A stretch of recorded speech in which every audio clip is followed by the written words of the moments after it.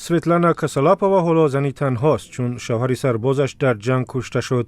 میگوید پیش از جنگ زندگی آرام و آسوده و شاده و هم برنامه‌های زیاده و نیتی استراحت داشتند.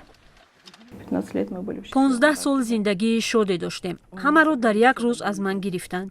ماه اپریل به کوههای کارپات بلیط داشتیم.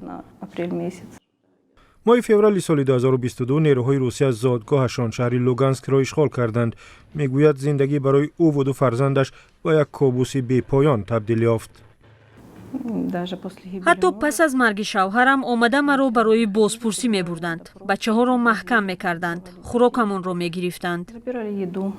بغیر از فرار از شکنجه روانی دیگر علاج نداشت. اگرچه جای هم برای رفتن نداشت، دو فرزندش را گرفت و گریخت تا زنده بمانند. این زمان ده ها هزار زن اوکراینی در برابر مردان در ارتش اوکراین خدمت میکنند و یا به ضد نیروهای روسیه می جنگند. اما آنهایی که در عقبگاه ماندند با بیماری های روانی و مشکلات زندگی مبارزه میبرند.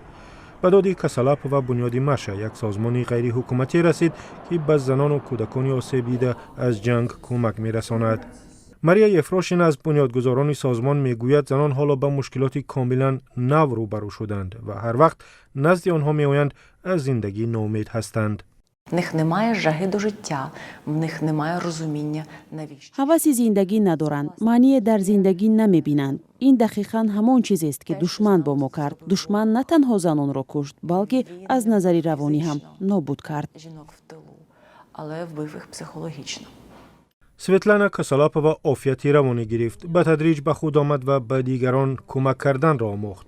حالا در گروه روانشناسی کار میکند که به کودکان گرفتار اوتیسم کمک میرسانند.